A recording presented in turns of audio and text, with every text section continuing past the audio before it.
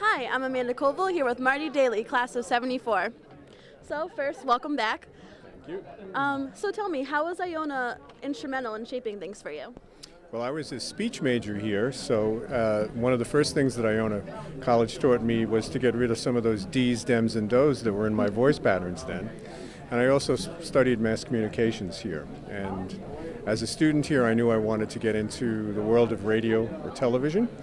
And Iona really taught me a great deal about how to present myself, and also a great deal about the economics and the realities behind television at that time, radio at that time. Of course, it's all changed since then, but it allowed me to get my first job and get my foot in the door. Okay. Well, landscape for TV has really changed since you first broke into the business. What threat do cable networks pose for more traditional networks such as CBS, ABC? I don't think they pose the threat that everyone thinks they pose. I think the ecosystem of mass media that existed in 1974 when I graduated here has simply become a much bigger pond.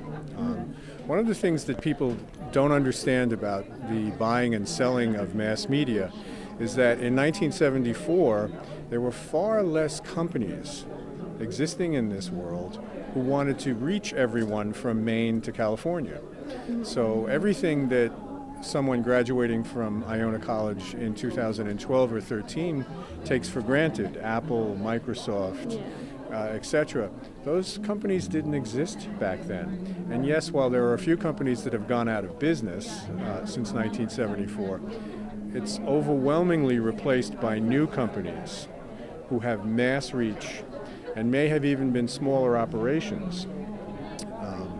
The other thing that I think is instrumental in helping network television and helping cable television is the advent of all the social media tools. So people watch television today differently than they watched it when I was your age, but they're still watching it. So I think we can all exist.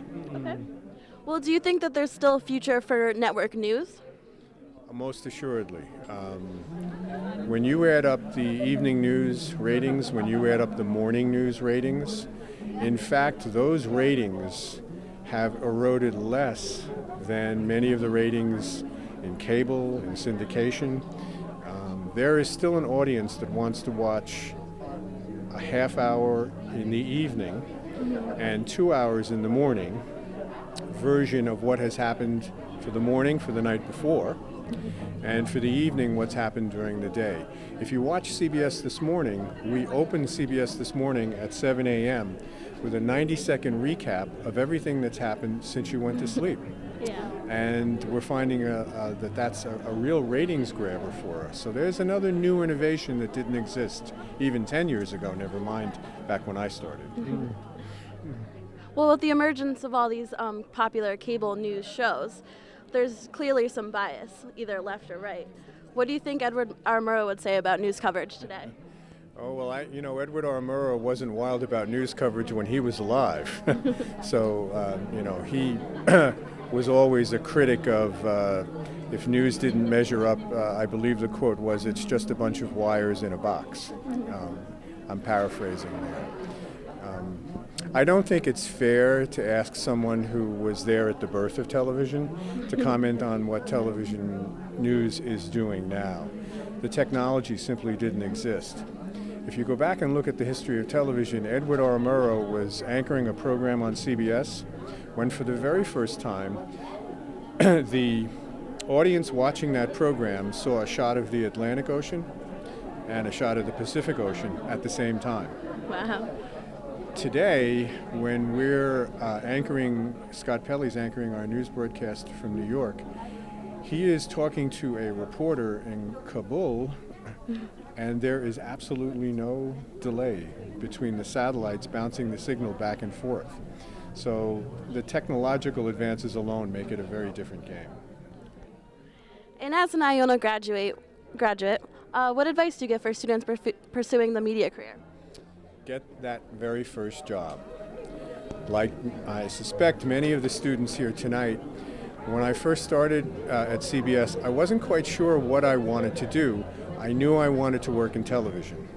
And in order to work in television or radio or on the internet, you need to get your foot in the door, because you'll know at the end of your first 6 or 7 weeks 50 people that you didn't know before you got your foot in the door, and they will direct you toward things you might like to do.